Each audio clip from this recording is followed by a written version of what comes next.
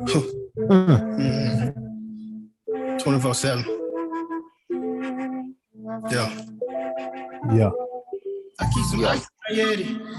Keep some ice I in my gotta Yeti. feel the cooler. I keep some ice in my Yeti. I gotta feel the cooler. I keep some ice in my Yeti. I gotta feel the cooler. I keep some ice in my Yeti. I gotta feel. I say Yeti, ain't gotta get ready. Y'all know I'm loaded down. The dog say the south. I gotta get him. I'm headed westbound. I'm headed westbound. A lot easier to keep our fucking Yeti 24/7 loaded when it's fucking middle of winter. Yeah. Actually, we were out, so we went ice fishing on Saturday. Yeah. Someone came out. I fucking was like, "Oh yeah, grab a beer in the cooler." So I fucking open up the cooler. And they put ice packs in there. I'm like, it's 11 degrees outside. We really don't even need a cooler other than for transport. And realistically, to keep it from freezing. Yeah. Like, it's actually an insulator at this point. It's no longer I guess it's always an insulator, but it's being used to keep the heat in. Yep. Well, Hey, apparently they like ice cold beers. So here we are. What is this? Episode 66? 68. 68. Next week, last episode of the season. The season finale. The season finale. Should be this week with the fucking week I've had. Well, let's start with your weekend. Yeah, so a great day ice fishing. There's a YouTube video out there documenting some of the day. I need a camera that I can just wear for 8 hours and not worry about. Yeah. And then fuck it. Let me just skip around and fucking grab parts from it. Because otherwise, there's a really creepy dude over your shoulder, and it looks really fucked up right now. It was like the darkest hour or something. Oh yeah. I don't know. He was like just like sitting on your shoulder. It was nice. But yeah, so I don't know. We'll see. Or I just need to like remember to take like 15 to 20 second videos like every hour at least. Maybe, I don't know. You need a GoPro. I do, but then they freeze. So keep it in your flannel, like Joe Holland. Keep it. Well, so the old man has his, but it's like about 17 fucking iterations of GoPros ago. Yeah. Batteries are fucked, just toasted. So it's like, all right, well, I'm gonna buy new batteries, or I could just buy a new camera. Fuck it, whatever. So I might just do that. I've been wanting to get like an actual good camera. You definitely should, and then you should use it for about 5 months, and then never touch it again. See, that's what I'm worried about. I can promise you that's what happens. Even like people that are very passionate about it use it like, oh, we'll use it like 3 days this year. It's like, oh, how much did you spend on it? Oh, well, I mean, the lens was $1,200, and it's like, yeah. See, I don't want anything. Yeah, I don't want anything like that. I get it. I'm good. I'm good with the iPhone. I think that's probably what I'll end up doing. Just upgrade my iPhone to the better one. I mean, my camera's pretty good, but. Well, and here's the other thing is, how often have you ever gone back through and like actually like looked at pictures and been like, man, I wish that picture was better. Yeah. Well, fucking never. Yeah. No one has. Like, and it's not, you do you, and like, yeah, the big, like, Leah's got a fucking digital SLR camera. It's fucking dope. Awesome camera. It gets used conservatively once every 15 to 17 months. And then it's a fucking, oh, well, where's my charger? Well, where's this go? Where's the cord? How do I even do this anymore? And I'm just like, I'm done. Yeah. I don't care. Like, yeah, you can take pictures of stuff. Cool. Okay. Do you know how to use the camera? No, not a fucking single bit. All right, cool. Cool. All right. I guess if you, unless you're going to get like into the actual, and even then, I mean, you're almost better off with a GoPro to start out for like if you're going to get into like vlogging or actual photography and videography and stuff like that, that I could see the sense in it. But for what we do, like take pictures of fish. Yeah. An iPhone suffices. Absolutely.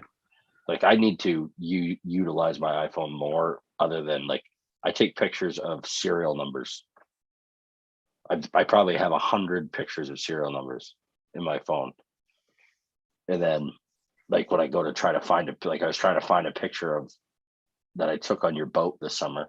Yeah. Not too long ago. And I had to scroll, I had to delete like fucking 300 pictures of serial numbers. I used to take a lot more pictures at work of stuff. Yeah. Nah. Fuck it. It's handy because like you could go out to a customer's truck if they have a piece of equipment in it and take a picture of the model number. It is easier. Like shit like that. I mean, like, yeah, if I look, I can guarantee you the last 3 pictures on my phone are actually screenshots. Yeah. They're screenshots of wiring diagrams for a tractor. You know. And then my favorite is when I go through pretty regularly and delete them. Yeah. But it's way worse during duck season. Is I'll have, here's one. Fucking the old screenshot of the alarm at 5:21, trying to shut the fucking alarm off. I screenshot my phone. Yep. I get a lot of them. But yeah, so good day fishing on Saturday. Youngest kid she was all right, and then she was just like done with the day, so sent her off with the grandparents. Well, then we go pack up, go home, whatever. And I got a text, fucking youngest kid's throwing up. I'm like, oh, that's not great. Like, well, what do you want us to do? Like, we're about to go out to dinner. So either you tell me come get her now, or there's no change in this plan for the next like 2.5, 3 hours. Yeah. I don't mind coming after, but don't tell me you're good and I leave and then you text me halfway through dinner. That's not happening. So either tell me up front or tell me after. These are our options. It's like, no, go to dinner and we'll figure it out. Well, we figured it out. I went there after dinner to pick her up.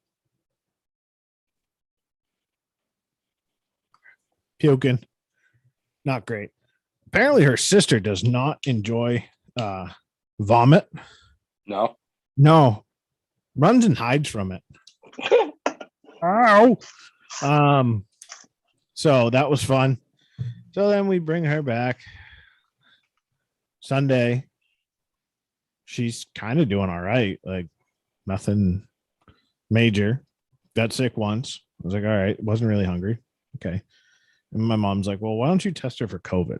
I'm like, she's like, I heard vomiting is a fucking, I'm like, yeah. So sneezing, but fuck, here we are. So taking an at-home test. Not even 2 minutes. I'd never seen an at-home test done. Never even looked at that fucking instruction book on that fucking thing. There is no way those are accurate with that many instructions in this fucking country that we live in, full of the fucking retards that we have in this country. There's no way. There's a lot of unneeded stuff in there, is the way I see it. Yeah. And you think it's getting done correctly. I mean, it's not hard. No, Don't get me wrong. But I it mean, was mine was. it was less than like, I don't know, 2 minutes. You're supposed to wait 15 to find out if you're positive or not. Yeah. That fucking line was fucking thicker than the Mason Dixon. I'm like, huh, well, okay, we're gonna hang out at home for a little bit. Yeah. I'm like, so I texted everybody that we were with on Sunday or on Saturday. Like, hey, no idea where the fuck this came from. Nobody else feels anything. Yeah. So Leah stays up all night Saturday night to take care of her. She's designated hitter, taking one for the team. And then she's and we just hung out like we haven't done anything. And so the oldest staying with my parents and then coming going back and forth with them, whatever. So Monday comes, I just call work. I'm like, yeah, I'm gonna be working from home. Like, my daughter has COVID. They're like, well, do you? I was like, don't know. I'm like, what do you mean you don't know? I was like, well, they say take a test if you have symptoms. I don't have any symptoms. I'm not taking a test. Yeah. So I still have no idea. But it's not a big deal for me to work from home. The only thing it did do was get me out of a fucking drill on today, which, thank God. I'm going to use this excuse for the rest of my life. Feeling sick today. Sorry. Can't come into play. But so she got sick one more time Monday night, like late. I was like, well, that's not good. But then turned like Tuesday, fine. Today, fine. Kids back to 100%. I'm just like, okay. The hilarious part of it to me. So Leah takes a test or gives Corinna another test today just to see. And I'm like, I don't know why we're doing this. It's been 3 days. Like, clearly the kid just had it, like, whatever. But okay. So she takes it. Corinna's positive immediately. Leah takes it, negative. And I'm like, okay. No booster, no nothing. I'm like, oh, well, guess we're good. I don't fucking get it. There's no science that can explain this to me. There really isn't. And then you hear stories of people, their whole family gets it, fucking boom. Mm-hmm. You know, businesses, boom, get wiped out with it. Yeah. So is what it is. I'm just gonna stay home. Fuck it. Fuck them. Yep. Why not? So Saturday I work. That's fine. Whatever. Sunday I had my fly tying class. Yeah, how'd it go? Dude, that, like, just with one class, like, my confidence got so much better with fly tying. Yeah. What was your biggest confidence builder? Well, once I figured out how to do it right-handed, like, I taught myself how to do it right-handed, and the teacher was like, anybody left-handed? I said, yeah, I am. And he said, well, I don't really know how to teach you. So you can either just do the opposite of what I say or try to do it right-handed. I said, I've learned how to do pretty much everything else right-handed. So including jerk off. Yeah. So that's what I did. And I guess, like, thread control, the, like, being like, when you go to put a piece of material on the hook after you do your thread wraps, and, like, loosely wrap it and then let go of the bobbin, adjust it, and then wrap it tighter. Like, just some steps, like, from watching you. And I'm sure, like, if we were in person, like tying flies because we really have never tied together. You know what I mean? Yeah. Like I've just watched you a bunch on Instagram Live or whatever. So I think that was just some like seeing it, having it done right in front of me. There was 12 people in the class. Nice. And I went into it like I brought the vise you let me have. And turns out HMH Vice donated a bunch of vices to use. Oh, really? So they donated 12 or 15 of their starter vices, which are rotary vices. Yeah. So I was like, well, fuck it, I'll try tying on one of these just for fun, and really nice. So we tied. So the way the class works, it's 3 weeks, and like there was a lot of introduction stuff in the first week, like him just talking about fly tying and different terminology and stuff like that. Yeah. Now, was it all brand new people, or was it most people that had at least started to try to tie? It was mostly like I probably had the most experience. Like I was the only one that knew how to whip finish other than the guy teaching the class. And he actually started teaching, like he taught us how to do the half hitch with your fingers. And I was like, if I know how to whip finish, can I just do that? Because I brought all my tools with me. He's like, yeah, absolutely. If you're more comfortable with that. So that's what I did. And there's like, it's me and a 13-year-old, and we're the youngest people in the class. Quite the age gap there. Yeah. So he picked. So we're going to learn how to tie 3 different types of flies. The first one was a black ghost, which is a streamer. Yeah. Second one is going to be a nymph pheasant, beadhead pheasant tail. And then ask him make it a flashback. Those are deadly. What's that? Beaded flashback pheasant tail. Yeah. Only nymph I will fish. And then the last week is a dry fly, caddis dry fly. I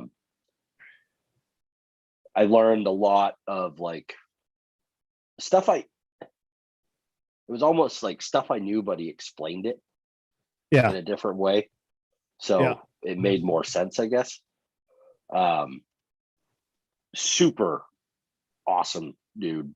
Like he's our age, maybe a little. I think he's in between you and I. Like he may be a year older than me, a year younger than you. Yeah. He's a teacher. Like he teaches middle school, so maybe that's why. He's like, I'm right in his age. Let me dumb it down a little bit here. Yeah. And then he's a guide. So just a cool dude. He's been tying for, I think he said 10 years, and he does the beginner class. And he's trying to talk him into doing like an intermediate class. Yeah. That focuses more on like, here's the fly we're going to tie this week. Or here's a newer style fly versus like the classics. So we'll see if they do that, because I would take this class again next year, just for fun. Like it's something to do. It's $40. Yeah. $40 for 4 weeks of fucking 3 hours a day. And it's just kind of like, I didn't really talk to many people. The dude sitting behind me, I helped him with a couple things, and he's a pilot for the warden service. Oh, no shit. So it was kind of cool to talk to him. Super nice guy. The kid, the 13-year-old,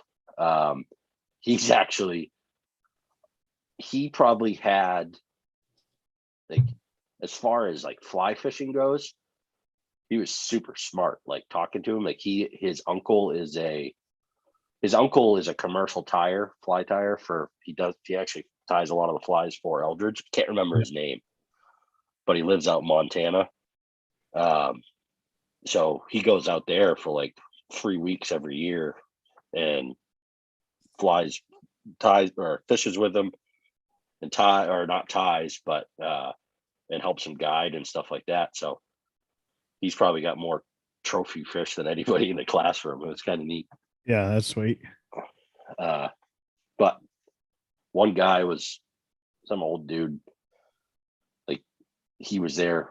He got there just before I did. I walked in, like I had the vise and my shit with me. He's like, "There's a beginner's fly tying class. How can we run all that stuff?" I said, "Might as well learn on the stuff I already have." Yeah, exactly. And he kind of just looked at me. But if anybody that listens to this podcast is interested in learning more about it, I highly recommend taking this class next time they do it. I've heard nothing but good stuff out of all of the classes that they offer there. Even, I mean, if you're trying to work on stuff, like even talking to Jim in there about casting and issues, like he is a fucking wealth of knowledge that is Jim is awesome, just endless. I was listening to a podcast with the teacher Aaron Broadus and this other guy, and he said he went into the fly shop and he was test casting a new line before he bought it, and he was out in the parking lot casting it, and he said Jim came out and just like started watching him, like just staring at him. Yeah. And he stopped and said, "Everything all right, Jim?" And Jim's like, "Well, if you're going to spend that much money on a fly line, you probably got to learn how to cast it better. So I came out here to show you how to do it." And the guy was like, "All right, well, he knows what he's talking about, so I'll let him show me." That's one of the things, like I don't know. I've watched more hours of trying to learn how to double haul. Yeah. I'm a fairly coordinated person when it comes to sports involving coordination. Yeah. I cannot figure out a double haul to save my fucking life. And I know what it is. I know how to do it. I can sit here and we can talk and I can talk to you about how to do it. I cannot link it together. And I know it's going to take something from someone randomly and it's going to just go. Dude, I can't do it. But it's one of those one day. Yeah, it's one of those things where I'm like, I know that probably if I went in and talked to Jim about it, he'd be like, "Yeah, think of it in this sense." And I'd be like, "Oh, no shit." It's sort of like the Staying Alive song doing CPR. Yeah. It's like associate it to like a song or something or like a beat. And then like, okay, now I understand. Or Jim will just be like, "Well, you're doing this. You are fucking retarded. You're never going to get this. Stop doing that and you'll figure it out." But part of that is also like, I don't want to fuck with the way I cast. Yeah. And the way I cast is definitely not textbook. Same but here. But it's the way that I know and I'm comfortable with all my rods in my cast, how I throw a fly. Yeah. I'm like, I don't want to fucking sit here and go back to fucking up and down the fucking train tracks because that's not me. Like I put way more wrist into my casting than I should. I know I do, but I also works. Right. It's like guys that play golf and they know they're going to slice the ball, so they just play for a slice. And it's like, I know that my wrist is going to fucking have way more fucking play in this fucking cast than anything else. Yeah, so I'm just going to do it. I'm interested, like when I get back on fresh, because the last fly fishing I did was for stripers. So you're heaving a heavy fly line on a heavy rod with a heavy fly. And I kind of, by the time we were done fishing for the year, I was doing all right with my casting. Like I was starting to reach a little bit farther. I felt more comfortable. And like that night I went out with you and Chad, it was just like realizing that pause to load the line and then bring it forward. Like once you figure that out, like you just, so I'm interested, like when I get on freshwater again, how bad I'm going to be at that, because, but I'm actually going to go get my fly rods from storage this weekend and just start practicing more. Tough to find a spot to practice right now. Well, I'm just going to practice in the parking lot at work, just so I can get my cast down. There you go. Just to do something. So speaking of fishing and being maybe not the smartest thing on earth, if you watch the YouTube videos, I don't think I took a picture of it. I think my old man took a picture of it. A little hint for those ice fishermen out there with a pop-up style shack, don't leave them up unattended with no preparation through a 1.5 to 2 inches of rain plus snow on top of it plus sleet plus wind, with no tie out stakes for the sides to keep the sides from falling in on themselves, nothing in the center to support the roof to keep the roof from falling in. So when, you know, you might get a phone call from a nice fisherman who's kind and caring and sees your tent just bundled in a fucking heap on the side of a pond, maybe, just maybe, go out and take a look at it. There was a brand new this year Eskimo 940i ice fishing shack. Just fucking looked like someone just went and punched the fucking thing. Destroyed it. Just fucking bundled. No, they fucking left it out through the fucking storm we had last Thursday and Friday. And he's like, oh, well, it was fine last week. It's like, yeah, it was 4 degrees last week and the snow was fucking cocaine. This was all heavy, wet shit and then froze. He's like, yeah. So the guy ended up having his name on it, which I was surprised. So I called him. He's from York. We can talk about who it was off there. And he's like, oh, fuck. He's like, what? I was like, hey, this year, you guys shack out here on the pond? He goes, yeah.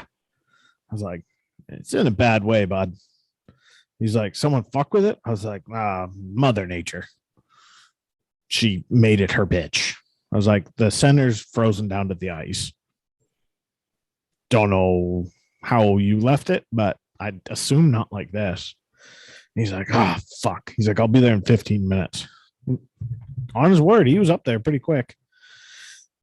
And he spent the next 3.5 hours trying to get that fucking thing put back up. Did he get it? Yeah, he got it. It was anchored into the ice, but then there was somehow, some way, don't know if it was from rain dripping on the inside of the shack or whatever, but there ended up being a hole in the ice inside the shack. Well, with extra moisture and shit on top and extra weight on the ice that pushes the ice down, which pushes water up. And so it had filled the shack with water and then it froze and then everything collapsed on itself. I mean, it took them probably over 2 hours just to get the sides back open. And because I said to the guy, I was like, dude, if it was something like, hey, the roof popped in, I was like, I would have taken care of it. I was like, but I'm not going to go over there and fuck with that shit with the amount of fuckery that is going on right now. Yeah. And he's like, and he came out and I was like, man, I have a shovel. I got a heater. I was like, I could have done it for you, but I don't want to put a shovel through your fucking shack and have you get all pissed off. Yeah. So they had some good time. They didn't even fish. They just were there for a little rescue mission. Yeah. We caught a lot of bass. Caught more bass than pickerel, which is a nice treat for there. And some big motherfucker. Dude, You just cultivated the front of your shirt. Up high too. Up higher. Yeah, oh, yeah. Yeah, there you go. Jesus Christ. Yeah, you laid down some tobacco fields up there. A lot of bass. Like That's I think awesome. we only caught 3 pickerel. Mm-hmm. Shit ton of bass. I went up to my elbow for one of them. The one that I took a picture Yeah, of. that was a nice fish. Dude, that thing fucking popped the hook. Like she had brought it up to like just about the surface. Yeah. And didn't like pull it out in like one motion and kind of stopped. And I watched the hook fall out of the thing's mouth. And I was like, oh, fuck. And she was like, what? And I was like, that thing's not hooked. And I watched it close its mouth and like start to go backwards. And I was like, fuck no. Fucking drove my hand down in the fucking hole up to my elbow, pinned it against the side and then scooped it out. And she's like, what the fuck? I was like, that's a fucking like 4-pound fucking fish. I was like, you are getting a picture with that. And then we'll put it back in. And then I'll go stand in the shack and try and dry my arm off. Deal with that problem later.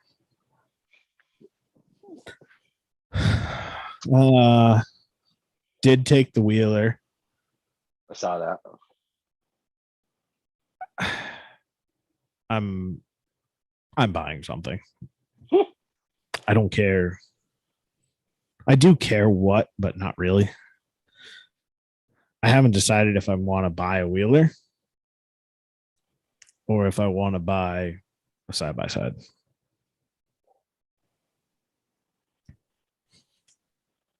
I think for family's sake, a side-by-side's probably, unless, well, actually, let me take that back. Unless you bought like a 4-person side-by-side. That's what I buy. So that's the problem is I jump from like a new used market on a 4-wheeler, 6 to 10 to 12. Yeah. 12 if I'm going newer, much newer, like brand new, basically. Or I go to like 16, 18, 17 to 25 for the side-by-side. And then I have to buy a trailer. Yeah. Which I want to buy a trailer either way. It would just make life so much easier. Yeah. I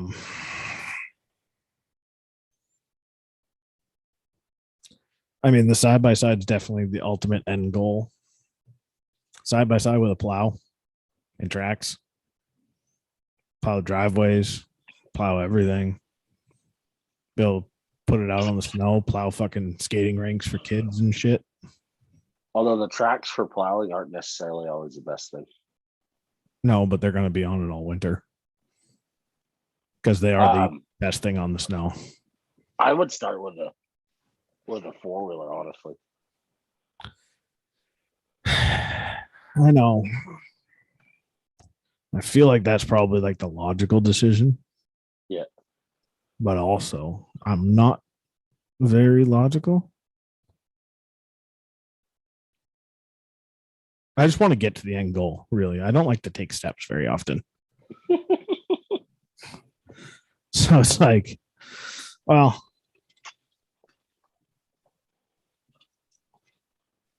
and I'm not necessarily saying this year.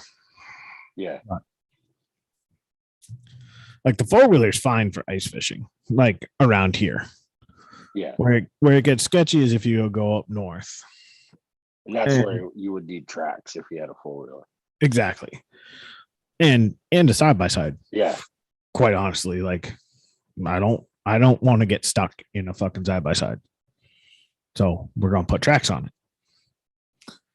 So do that.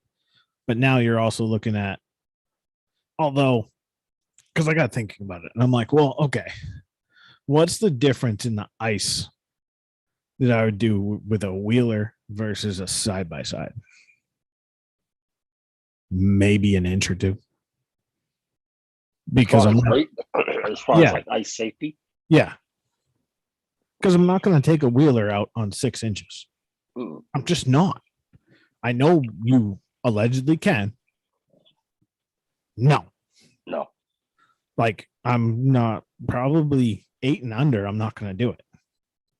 I would like for my sake. Like I don't even like walking on. This is where I'm kind of a Sally, but like less than a foot. I don't like it. Less than a foot. Sometimes, yeah. Like I'll do it, but I'm very like A foot of ice will hold my fucking truck. I know it will, but that's like this is my own problem, and I've always been like that. I like anything under 6 inches. I'll wear picks all the time. Yeah. Anything like 6 to 10 is kind of like, don't really care. The problem with that kind of 6 to 10 area is if you don't know the lake or pond you're on and where it can or cannot open. Yeah. Like Bonnebeg Bog is a perfect example. There's some places where that water rips in there and you can go from a foot to 2 inches and have no fucking idea if you don't know what you're doing. And it's like, that shit scares the shit out of me. Like, I don't like fishing new water at all. Like, I want to be out there, and I kind of like to be out there at different times in the season just to kind of be like, okay. Or getting there when it's like close to freezing over. So it's like, all right, there's, I can see holes over there. Like, all right, that makes sense to me. But I don't know. And then there's those fucking, what are they? Sled dogs? No, what the fuck are those things called? Snow dogs. Snow dogs. Yeah. I'm like, well, if I'm gonna fucking buy one of those, I'm just gonna buy something that I can ride, because that literally has no purpose for me other than ice fishing. Yeah. So it's like, okay, because that's the other idea is buy a sled. There's been a couple sleds that have come up that are fucking pretty good deals right now. Yeah. And like you can get a sled right now for under $5,000. Yeah. And it's like, that's pretty sweet. But then I'm like, well, again, I can only use that in the winter. And I can only use it when the ice is thick enough and only on trips. Like at least like a 4-wheeler or a side-by-side, I can drive around here. No one's gonna say anything to me. And you can use it. You could ride it in the summer too. Yeah. Go on trail rides, go up north, go fucking like dude, bird hunting in a fucking side-by-side. Side-by-side, yeah. Oh, it'll be so sick. Fly fishing in one. Just go up park and go, riding and fly fishing. It'd be awesome. Yeah. So I don't know. I really want a side-by-side. Makes sense. Nice Polaris Ranger 4-door. Because those are 6-seaters. Yeah. Nick Hurst has his is a 6-seater. It's just a single cab, but his is a Ranger 1000 XP, and that thing is awesome. Mm-hmm. It's like driving a truck. It's got power windows in it. Yeah. They're insane. Yeah. They're also the price of a Wrangler. Yeah. That's where I'm like, oh, Jesus Christ. You can put tracks on a Wrangler. Yeah. No.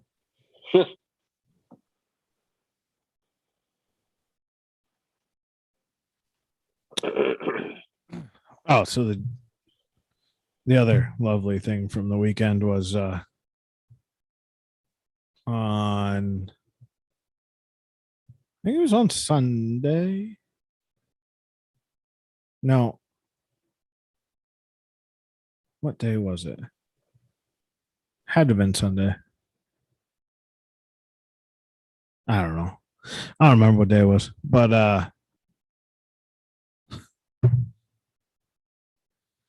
yeah, it was Sunday.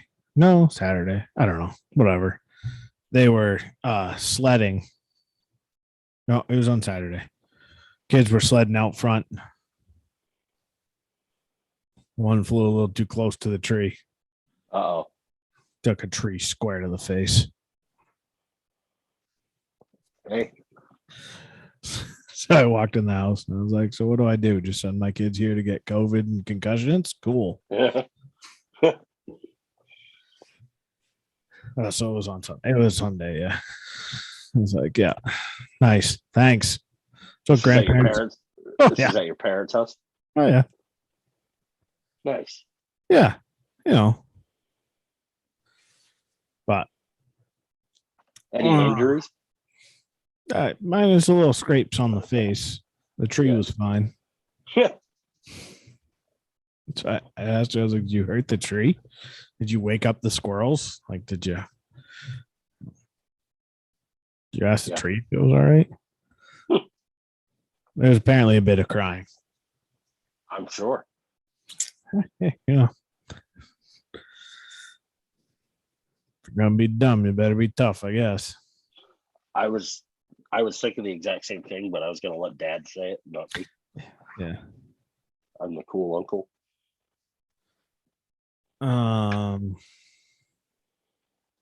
Super Bowl this weekend. It is. Who you got?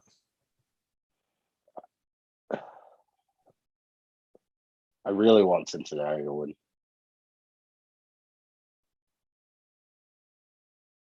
I just like that team. I like Joe Burrow. It feels like nobody wants LA to win. And like for no real good reason. Like they don't have assholes on the team. Like they're not. No, like, I like Matty Stafford. I like everyone on both teams for the most part. I mean, the biggest person I hate is OBJ. Yeah. But I'd rather see him succeed now at the Rams versus when he was with the Browns or in New York. And yeah.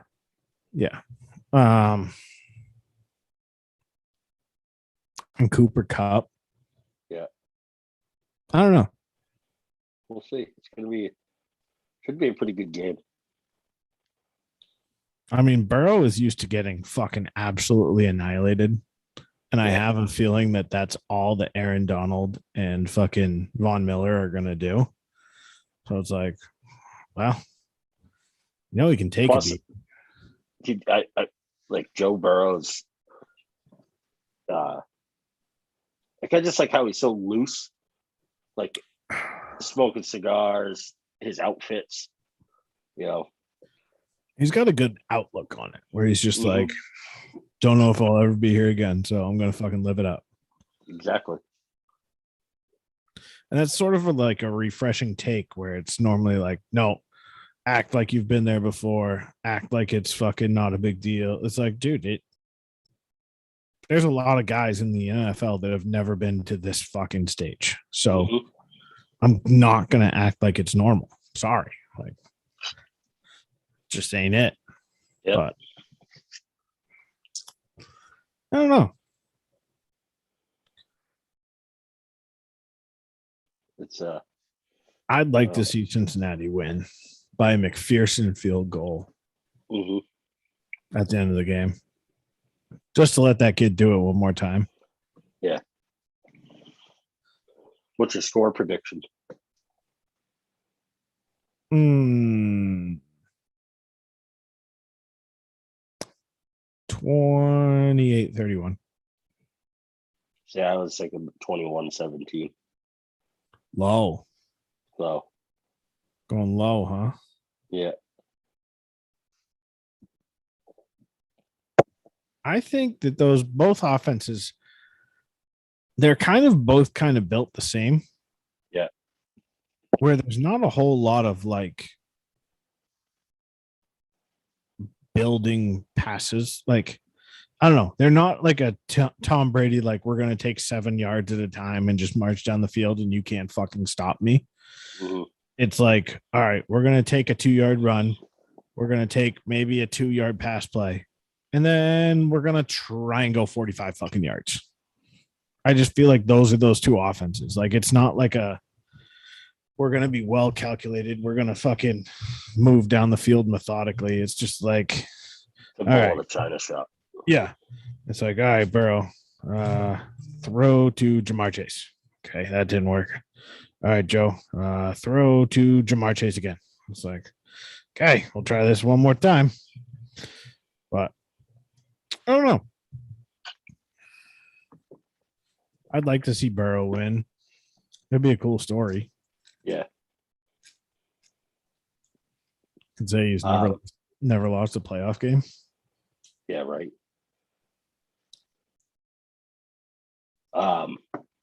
You know what else is this weekend? Game supper. Oh yeah, yeah.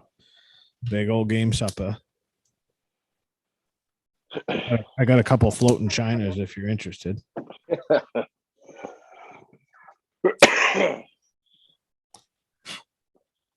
Not really, to be honest. No. Okay. The chickens are gonna have a fucking feast here. You know, I just learned this is how you're supposed to light cigars. You're not supposed to do the Only once or twice. That's all you need. Learned it from Ron White. Sort of trust his judgment into the cigar. You would know. Yeah.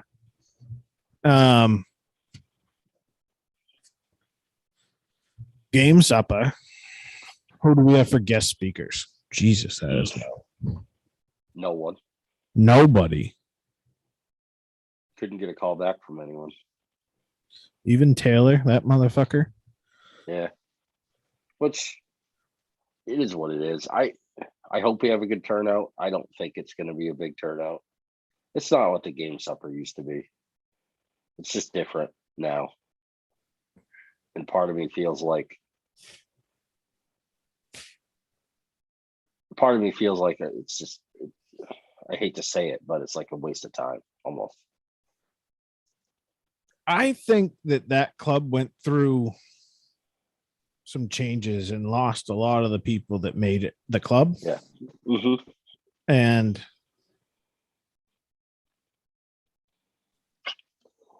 I guess maybe part of me is trying to bring it back to that because that's like the club I grew up in. But there's just so much. There's just so much pushback like on it. And I hate to say it like that because it almost feels like I'm giving up, which I'm not.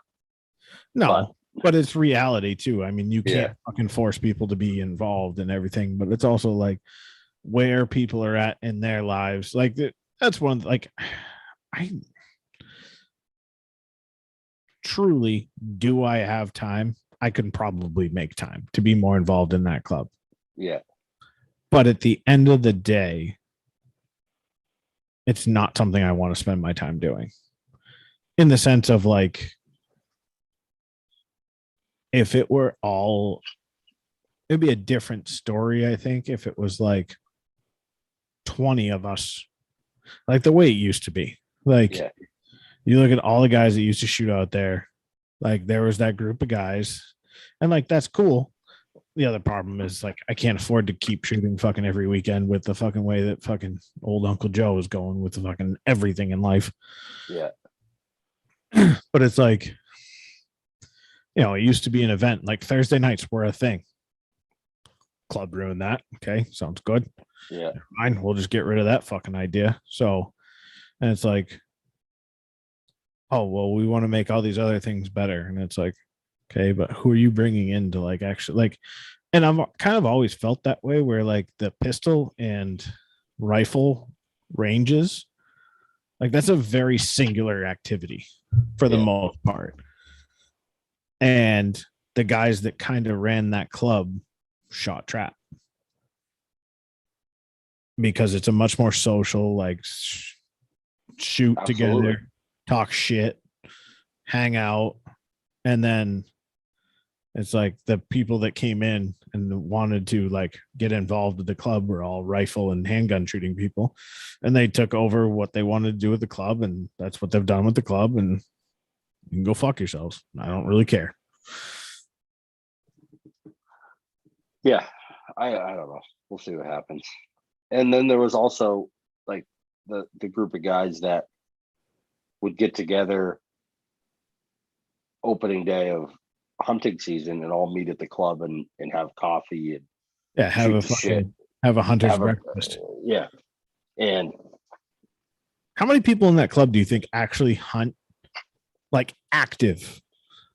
Not saying like, yes, I buy a deer hunting license and yes, I go into the woods and sit there, but like have a passion for the outdoors. a lot less than there used to be, but I would say like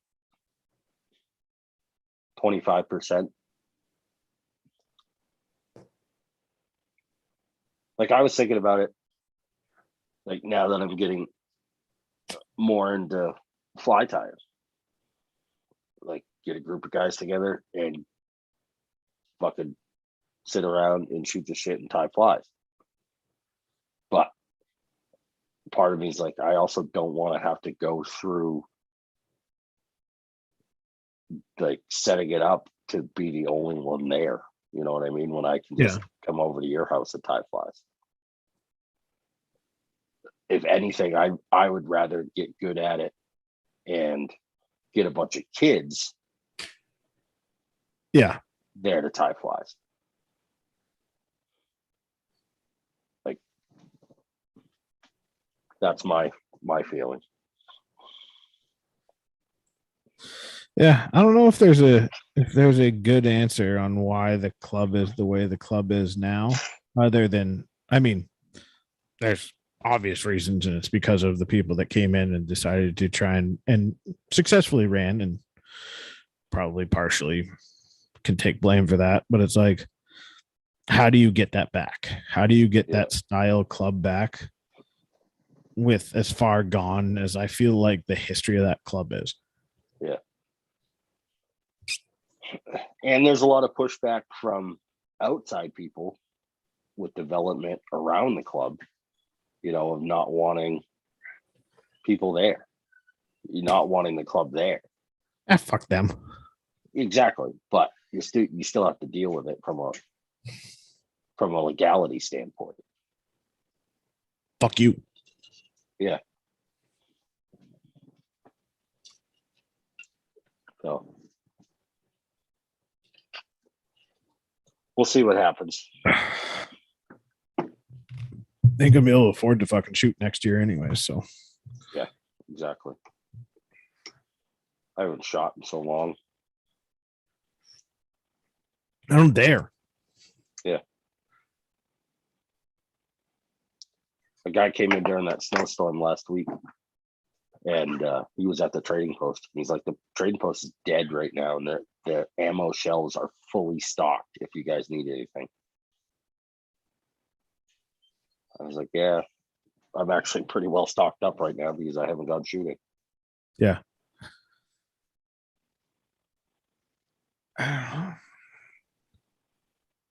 I'd like our fuel reserves to be stocked up so we could drop that back down. Motherfuckers. That'd be nice. Cost me $75 to fill my truck tonight. I know it's not a diesel. No, dude. Diesels, I just paid $374.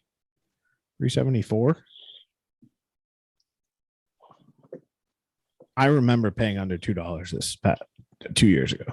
Yeah, me too. It's weird. Right?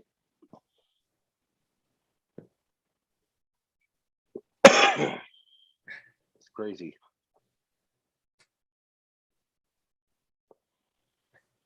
Crazy. But here we are. Thank Exactly. goodness. Thank goodness we are here. So what are some of your, I know we're still a ways off, but do you have any like goals for fishing season you want to talk about? Well, I want to do a West Kennebec trip, or East. Don't really care which. Or Penobscot. East outlet. Yeah. West outlet. Yeah. I don't think I'm gonna go. I don't want to fish out of the state this year. I don't think. I mean, I do, but I don't think that's gonna be something I get done. I really want to try and get big stripers off. Like, I want to fucking try and hook into a fucking monster striper this summer. Yeah. That's my goal. And try and really just kind of figure out the fish around here because it was so hit or miss last year. Yeah. And it's like, I go ahead. I definitely want to get a striper on a fly. Because just time didn't allow that last year. Not for lack of trying, just it was tough to go out when it was right, I think. And then I want to catch a brown trout, which I've never caught a brown trout before. Brown trout was the first trout I caught on a fly rod in Maine. Brookie was my first. And then I've got a brookie. I've gotten them all. Have you ever caught a salmon? I have. Up on the Penobscot. Yeah. Straight out of that, dude, that was a wild day. It was, I set the hook on that thing and I fucking thought my rod was gone. Like, yeah, dude, set a hook in that thing. So fast. Yeah, took off. And I was like, what the fuck just happened? Like, that was not a trout. Like, what the fuck? I'm just like watching it go up the stream. I'm like, there's no way I land this fucking thing. Yeah. Like, things just fucking screaming. And I was like, well, fuck it. Here we go. We're just going to hold on and see if we can fucking let it tire itself out. Ended up landing it.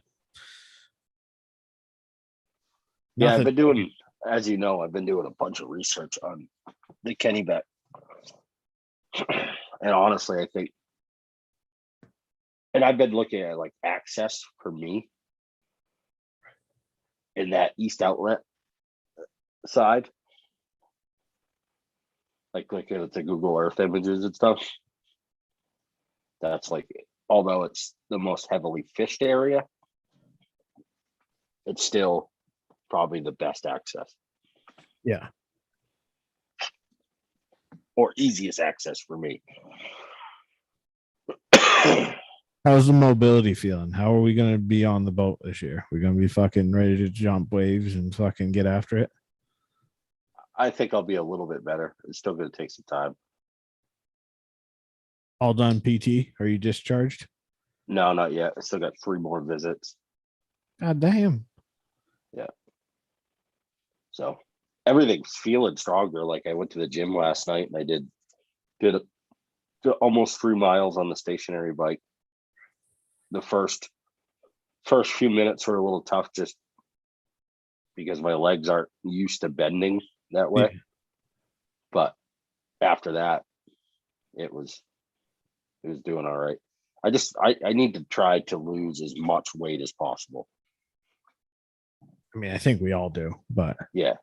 But it's just going to be better as far as like my knees and my ankles go, because now that my hips are good, I'm really starting to feel the other joints, and I don't want to have to go through another surgery anytime soon. David just had his fucking whole ankle replaced. Yeah, he was in the shop, told me about it. But yeah, the hip feels good. My range of motion's getting back. Like I the other night I knelt down for the first time in like 10 years. Nice. Granted, I had to use the bed and the dresser to be able to get up, but it was still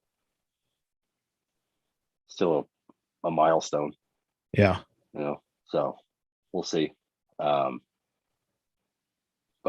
yeah, I think I'll be a lot more mobile this summer. I think I'm hoping that I'll be able to like walk some of these rivers a little bit easier. I don't know about wading yet in some spots. I'd probably wait on that for a year or two. Yeah. But I mean, like if when we go up to the East Outlet or whatever, depending on the flows, I may,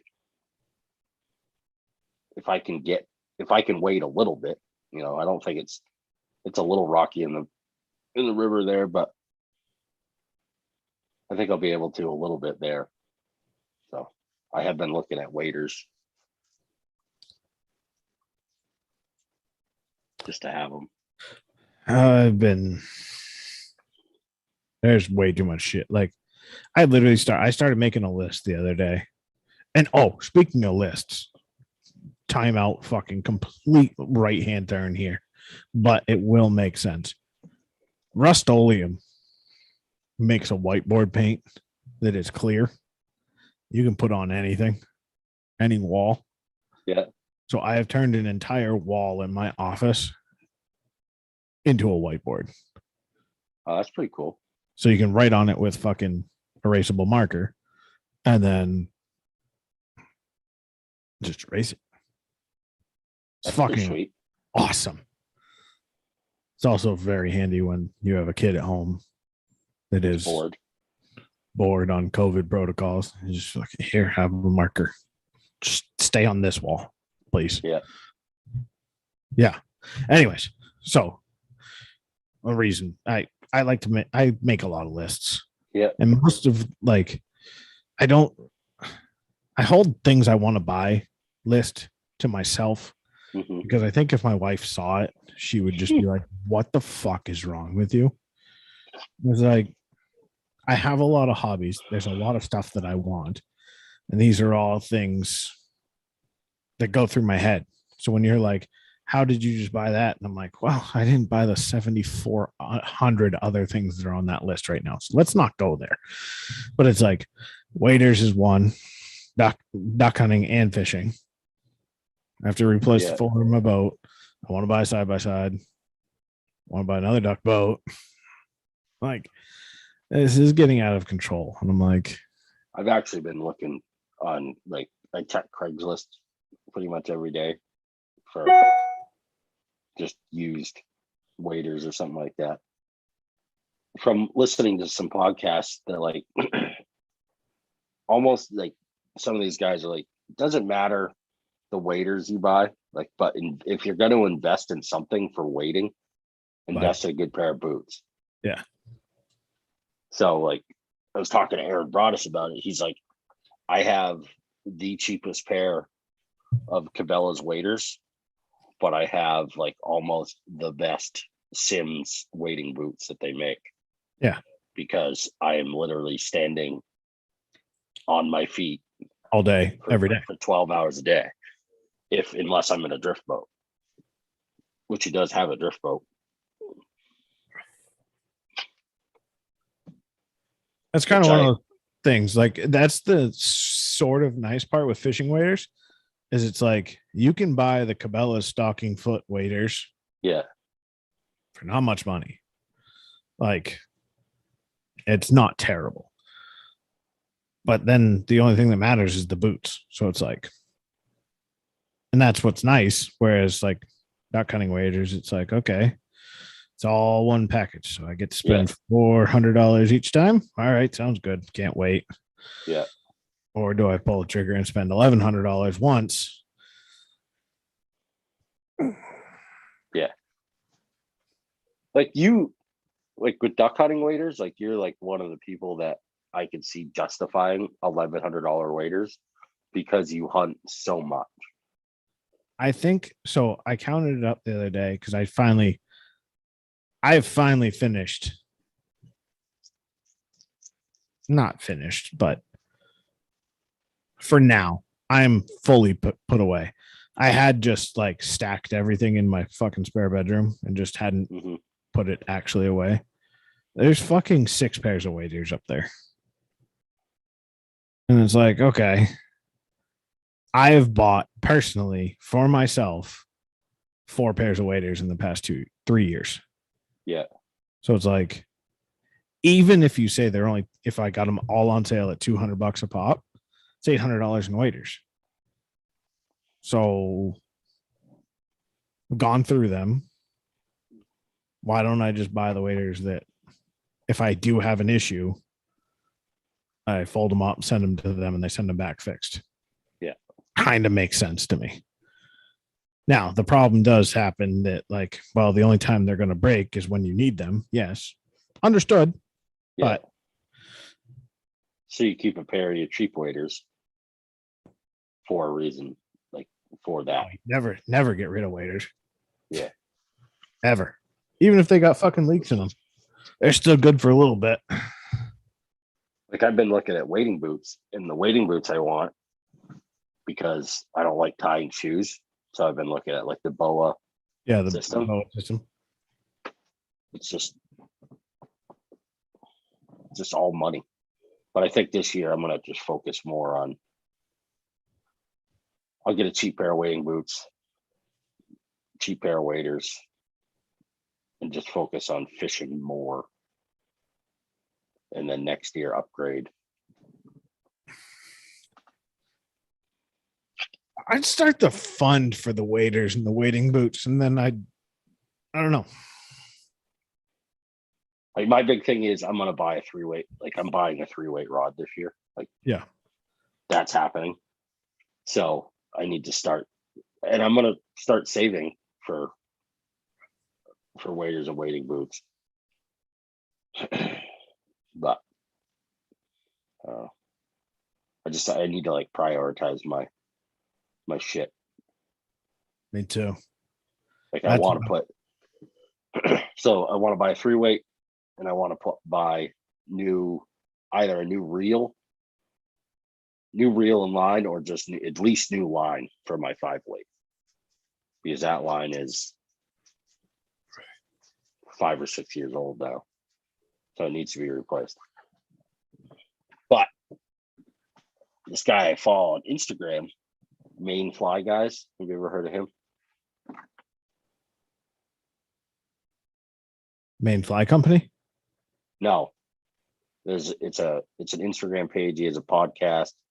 He does custom flies. It's called Main Fly Guys. No. His name's Greg Labonte.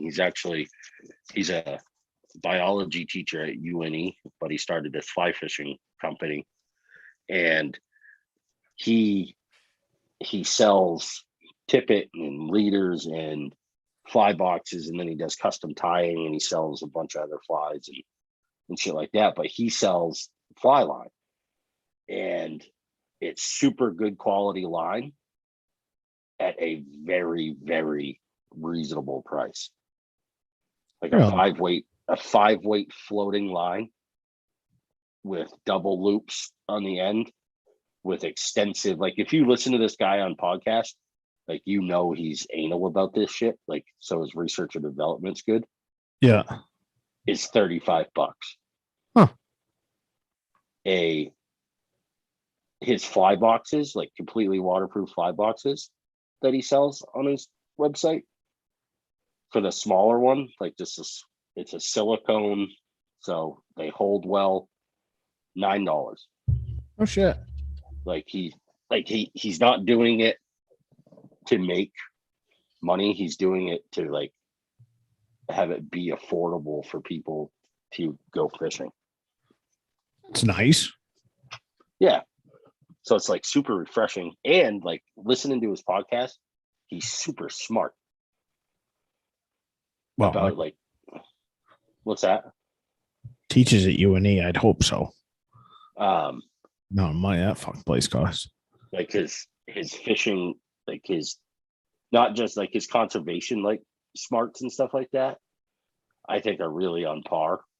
Like he talks about, like he's a big predator fishing guy. Like he likes to fly fish for pike and muskie, which a lot of fly fishermen don't give 2 fucks about. And he like talks about how all the state wants to do is pump money into stocking. Yeah, because it's easy. Because it's easy. But when they really should be taking a lot of that money and spending it on habitats and rebuilding the habitats for the fish. It's not rocket. So it's not rocket surgery. No. Well, it's sort of like how the state just takes in all this money from fucking hunting and fishing licenses, and it's like, okay, show me the last time that you've actually done something to improve access for handicapped people anywhere. Show me one. I would fucking love to see it. What was your last project to try and get more people outdoors? Well, we opened up. I know. They opened up an adaptive moose hunt. That's what I was going to say. Yeah. We opened up a fucking adaptive moose hunt and we handed out more doe permits. Okay. That was not the question. Like, how are you trying to make sure that more Mainers can get outside? Oh, well, we got a lot of land. No, motherfucker. 80% of the fucking population is in one area. Why don't you try and focus? Like, that's one of the things. Like, I think that fly area on the Presumpscot, they should make from the bridge down even 2 pools, make that handicap accessible fishing only. And not only, but like if someone is handicapped, like exactly what they did down in Connecticut. Yeah. Like that is the perfect spot. It's an easy walk down to the river to the left. Mm-hmm. Like you could easily just fucking dig that out and make that a ramp. You have that fucking huge aquarium pool so you can at least see fish, like if you are disabled. And like I don't know. Like the like where the wild dumps into the Andra up at Gilead. Like there's some areas there that they could do that with. Yeah, but the Presumpscot would be good because it's centralized to. It's right in Portland. Yeah, it's exactly. Right in Portland. Like, why wouldn't you do that and get access to a lot of people? And like, I don't know, you just actually have to do something and like, oh, people are gonna fuck with it. Well, then fucking patrol it, you fucking lazy cocksuckers. Jesus Christ. Do your fucking jobs. I don't know. Sorry. I expect you to do something with the money that I pay you every year. My bad. Other than like I think like the stocking fish is good to a point, but like after like reading and listening to these podcasts and stuff, it's not.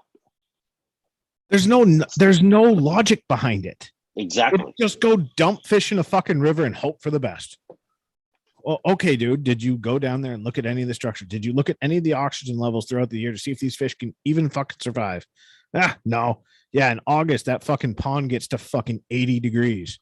Oh, so everything dies. Cool. Sounds good. Nice job. Let's go dump another 10,000 fucking fish in it, you fucking maroons. Or they go, why is there so many smallmouth in here? I don't know, because you feed them brook trout every year. Yeah. Why are these fucking like, dude, that fucking bass that she got? Like, oh, I wonder how many fucking goddamn trout this thing is fucking eating this year. Yeah. You fat fuck. And then on the other side of that, and I don't know how you feel about it, but like promote some of these invasive species a little bit more. Kill fish. So I don't fucking care. It's like not even like I was talking to Aaron Broadus about this. Like during the summer months when brook trout, like when it's not necessarily, especially this past year, when it wasn't ethical to really be fishing for trout in some rivers, he was promoting a lot of smallmouth bass fishing, day trips in his drift boat on the Androscoggin. Yeah. And dude, a bass on a fly rod is phenomenal. It's awesome. I mean, it's $400 for a day, but that's pretty reasonable for 8 hours. You know what I mean? 400 plus tip. And that includes like lunch. You don't have to bring a lick of fishing gear if you don't want to. Right. You don't have to bring flies. You don't have to do anything like. So I told Mandy, because she wants to learn how to fly fish. I said, that would be perfect for us to do as a couple. Yeah. Because I can fish and learn something from him, and he could teach you how to fish without me yelling at you. You'll probably still yell because you'll be like, you're not listening to what he just told you to do. Yeah. Well, just if she wants, she can throw me in the river. Speaking from experience here.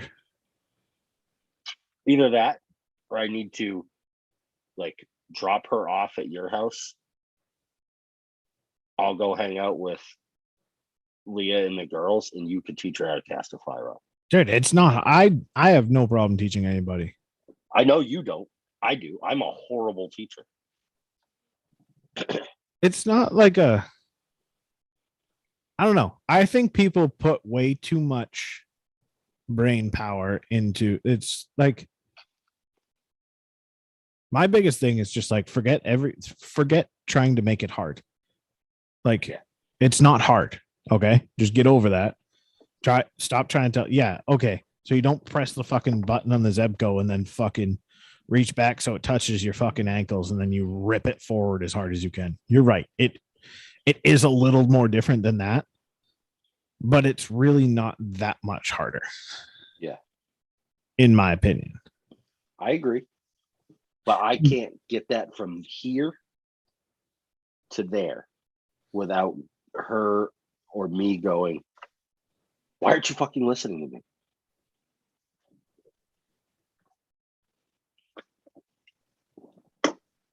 I'll teach you. I have no problem teaching. I'll teach anybody to fly fish. That was one of the I did miss out Sunday. Well, I mean, so a bunch of the main YouTube ice fishing channels all got together up on Damariscotta Lake up in East Bumfuck, Maine. I was like, I thought about going. I really did. Then I'm like, all right, well, I'm going to go up there. That means I got to leave here because it started at like 8. Yeah. Like I got to leave here at like 4:30 in the morning to go not fish and just to go hang out with like, I do really like Joe Holland. And I really like the main trout whisperer guy, even though I've watched a couple of his videos lately and he's annoying the shit out of me right now. Yeah. And he didn't seem to do shit in any of Joe's videos. I don't care if he like almost like he was just there. You know what I mean? Yeah, I don't know. He's got his lure company that he just fucking rebranded from Everett Lures. No shit, that didn't take off. Huh, weird. But I digress.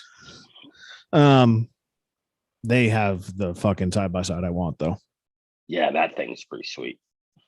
That fucking with the fucking topper on it. Mm-hmm. That's the end goal. With a plow on it so I can plow at home. Then I can justify it, you know, obviously. I don't really need to justify it to myself, but, and I really don't think like after like having the 4-wheeler out there and letting everybody just fucking do whatever, like it made everything so much easier. Like, even though you do, especially with it being in the truck, you do have to load and unload everything 3 fucking times. Yeah. That is really annoying. That's when the trailer will come in handy. Exactly.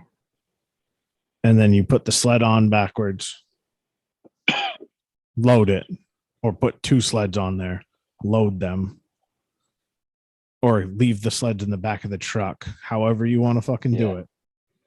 And then be able to just fucking out you go. But having to load the wheeler, then load all the gear in the truck, then get to the ramp, unload the wheeler, or unload all the gear from around and on the wheeler, off the wheeler, get the wheeler out of the truck, load everything in the fucking jet sleds, make sure the truck's all taken care of, well put away, and then fucking take everything out. It was a lot of touching of things that doesn't need to happen. Yeah. I'm an efficiency guy. That was not efficient. I hear you.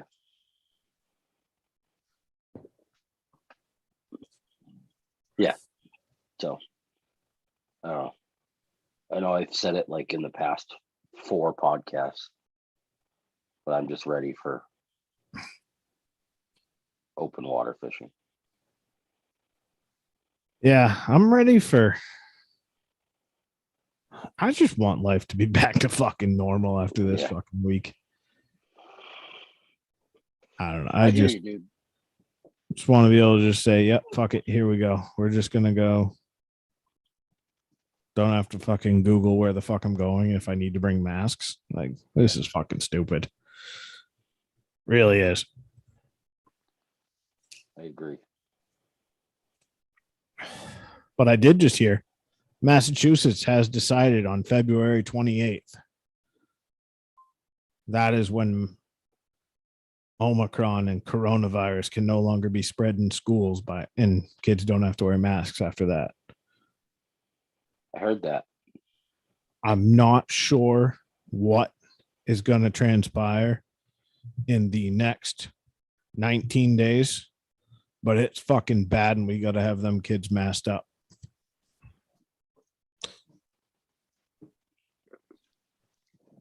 Like, what the fuck? Yeah, How does that make sense? Like, just do it today. If you're going to do it in a month, do it. You might as well do it today. What is going to change? Because you've been wrong about everything anyway. So fuck it. Yeah. Just. And it's like, it's crazy to me to think like that Mass is one of the first states to do it. Very weird seeing a blue state go do that, isn't it? Yeah. And there's other blue states doing it too. But Jersey. I'm sure. Yeah. Jersey just said, okay, we're done. Well, actually, now speaking of which, I have your community dialogue bit of a controversy. Oh, yeah. Yeah, wouldn't you believe it? I got into one. So I don't know if you've been following the news, but there was a letter in the York Weekly. There was a woman that was trying to get a book removed from the fucking library at the school. Yep. So she said this, she wrote a letter to the editor, and this was the quote that they put in the headline. This was never about me removing a book. It has always been about hearing God's call to speak out against the evil that is pervading our schools. Okay. So there was a person that I know fairly well. She says, comments below that article says, relax, try not to take other people's opinions so personally. Practice what you preach and accept that everyone has a right to their own beliefs. My response, true. Until you try to tell me your beliefs are better than mine. Hence the backlash here. She can do whatever she wants in her own world. I don't care. Don't tell me what is acceptable for others. It's our choice as parents, is what we expose our kids to, and the belief that as we raise our children, they understand what is acceptable and not acceptable within your house and boundaries. Yeah. Because guess what, motherfucker? Just because your kid is in school doesn't mean your kid's safe. Sorry. And if you're worried about a book in the library, if your kid is finding damaging information for their life in a library, you got it wrong. Sorry. Yeah. I hate how many books did you read at the library when you were in school?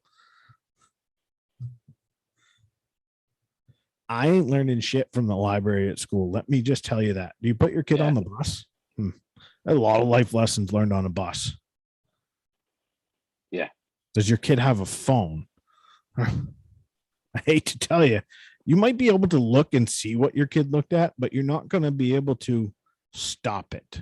Yeah. Exactly. And if you think you are, I hate to tell you this, there's a lot of applications out there that allow a child to get around any sort of censorship that you may think is going to work. If your kid wants to see some boobies or a big old wang, kid's going to see some boobies and wangs. Yep. It is what it is.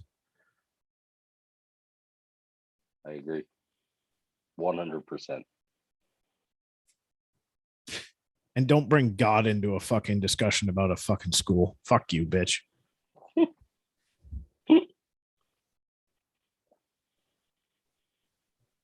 Good point. This is God's work. What made you fucking feel so chosen? Yeah, that's like, And this goes back to the whole thing that I've been saying this entire time, and I know it's the way you feel. The only problem I have with any of this is that something is forced. Yeah. Whatever it is, you want to go do something, fucking go do it. You want to wear a mask? Guess what? There is no one that's going to walk by you, rip the mask off your face and tell you cannot fucking wear that thing. I mean, unless you're going into like a bank and it's a ski mask, probably frowned upon. Yeah. But even if the mask mandate, even if that fucking mask mandate is lifted fucking tomorrow, there is nothing stopping you from driving in your fucking Ford Taurus with a mask on. Nothing. Yep. So why the fuck do you care what I do? I did have a customer today. I was talking chainsaws with him. Or I was about to go talk chainsaws with him. And he says, I hate to ask you this, but my wife's immunocompromised. I've got grandkids and stuff. Would you mind putting a mask on? I said, nope, not a problem. No, in the it's office, not. And I grabbed a mask. Don't but he wasn't a dick about it. Exactly. Don't be a cocksucker about it. Now, if he turned around and was like, I can't believe you're not wearing a mask right now. I can't believe you're in my store right now. So go fuck yourself. Like, I don't care. If someone, like, I mean, we've gone to birthday parties with kids with way more issues than worrying about COVID. And it's like, showed up and like, and not on purpose, forgot about a mask, walked back out to the car and got a mask without anyone saying anything. And then the wife was like, you know, we really appreciate you doing that. It's like, dude, I do not want to be the reason for your kid dying. Yeah. Sorry. Now, in the grand scheme of the whole entire public, sorry, not taking that much care. It is what it is. I don't care that much about other people. Sorry. I care about those that are close to me and in my circle. Like I told Leah today, I was like, outside of my bubble, I don't give a fuck what you do. Just don't come in my bubble. When you come in my bubble, then it's my problem. Yeah. It is what it is, dude. Like, I don't understand why people have to get worked up over what someone's doing out in fucking California. I don't care. Let that state burn to the fucking ground. Don't care. But when you start funneling money and trying to challenge and change how the sportsmen in my state are treated, now I have a problem with you. Yeah. Now I will attack you. Like, just fucking leave each other alone and just fucking live your lives. And if you don't have anything to live your life for, just go shut up somewhere. I don't fucking care. I just wish, like, you look at everything else going on in the world right now. We've got way bigger problems. Yeah, you ain't gonna worry about fucking cloth masks. We gonna need gas masks here in a little bit. Yeah. I watched part of. Have you seen the fucking press conferences Putin's been holding? Bro. His give a damn is busted. I mean, but you know where you stand with him. Yep. Might be an asshole, but he's, you know, hey, if Ukraine, he's an honest asshole. If Ukraine wants to join NATO and try and take back Crimea, I'm letting you know right now, you have just started a war. Okay. It's not a war you signed up for, but I'm telling you, if you allow them to come into NATO and then you try and take back Crimea, I'm gonna bomb the shit out of you. And he's like, he said in part of it, it was, what was it? You know, our forces' size are not comparable to that in which NATO has as an organization. However, Russia does have like 50% of the world's nuclear weapons. So I don't think we want to go there. It's like, Jesus Christ. Yeah. Great.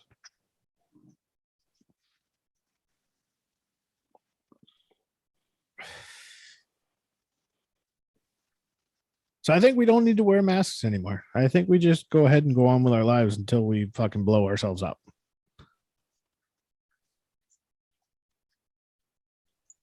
Yeah, it's wild.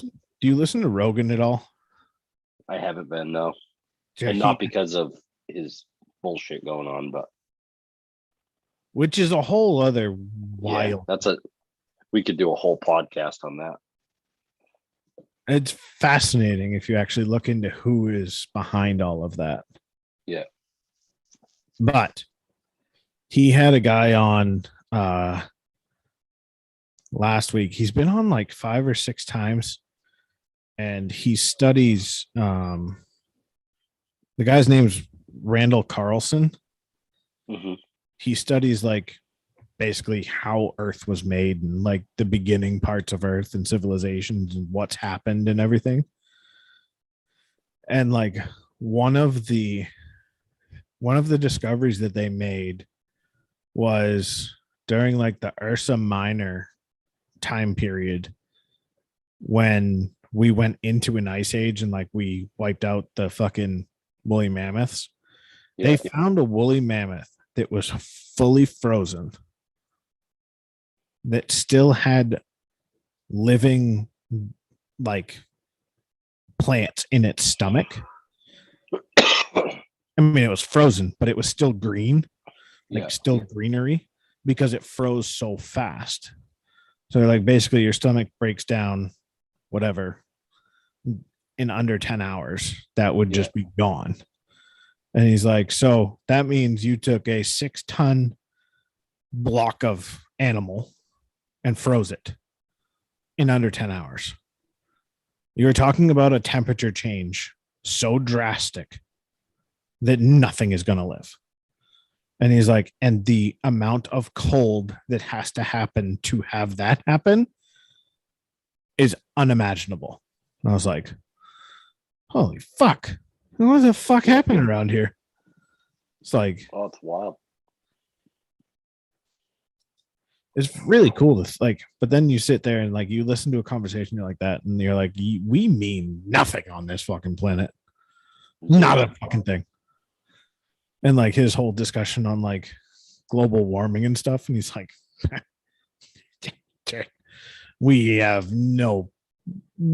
doesn't matter what the fuck we do. We can fucking shoot all the rockets we want through the fucking ozone. We ain't gonna fucking change a fucking thing here. Yeah. Yeah.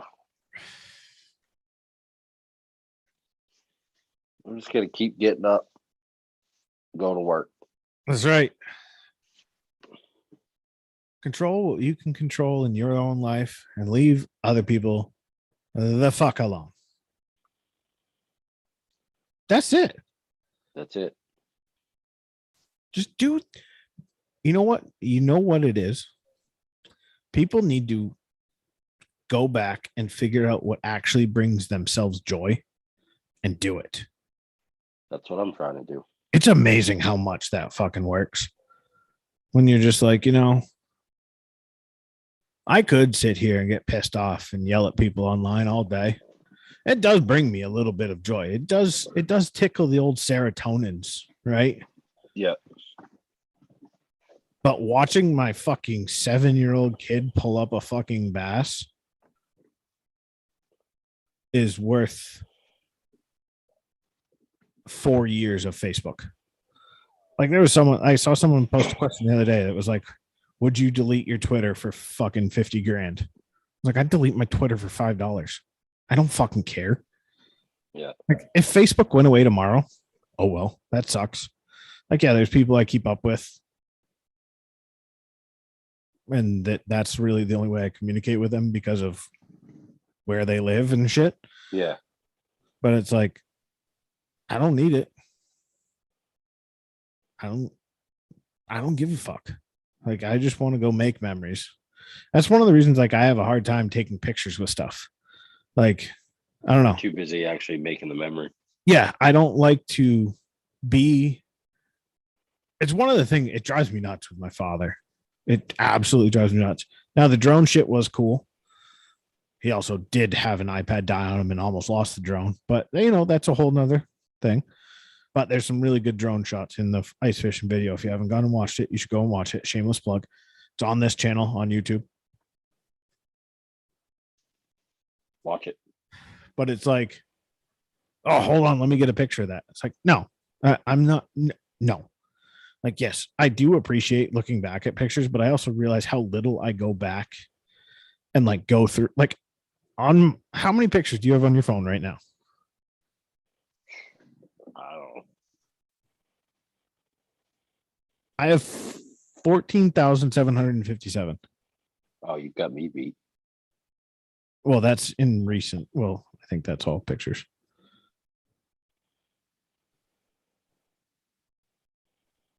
How do I find out? Just go back to like your albums and go to recent, your recent album. It should tell you at the bottom how many files are in there. 509. Yeah. So I have 14,000 pictures on my phone. Now, granted, those go back to my first picture in my phone is from 2013. Let me see. Mine's 2010. But I also don't delete any pictures. Yeah. Unless I like, I don't know. I just keep paying for more fucking storage on the cloud, whatever. Like, I have 15,000 pictures on my phone. I don't go back. Like, I'll go back and try and find like a couple for like a year end wrap up on fucking duck hunting. But I'm not going back through them like,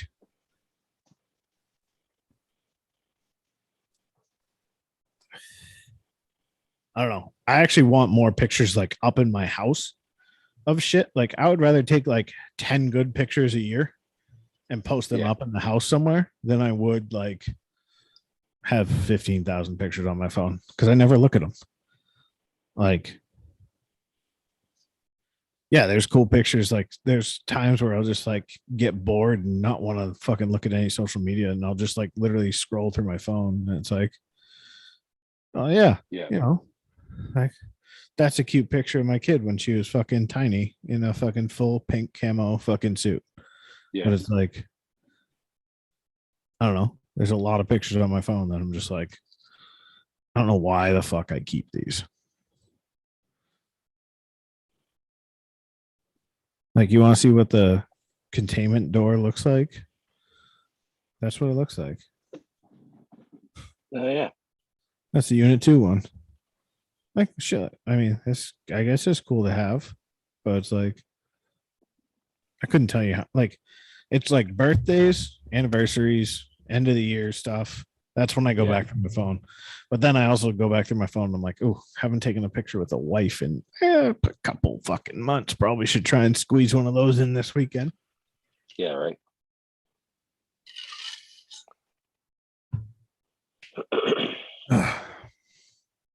But I think that's all I got for tonight. Me too. Although I just found a pair of waders. I don't know if they'll fit me, but they're only $50. Orvis waders. Oh yeah, you bougie bastard, yeah. Well, $50. Oh, pictures from Huey's wedding. I just, some of those just came up on mine too. Pictures from the old first dance. Oh yeah, see, I don't have any of those. Oh, look at that. Look at that right there. When I couldn't stand up straight. You're kind of straighter there. I mean, definitely a way different now. Yeah. I like this picture. It's a candid. Yeah. Old Fred looking on at his daughter getting whisked away. And then I got a picture of the father, the bride, the mother's son. Yeah, that's the one I was going for. The groom and the mother. Yeah.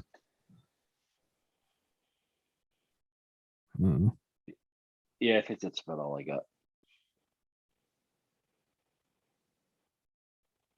Holy shit. This was my 5th season with that boat. Is it really? Yeah, I've had that Lund since 2017. Oh shit. Had no idea.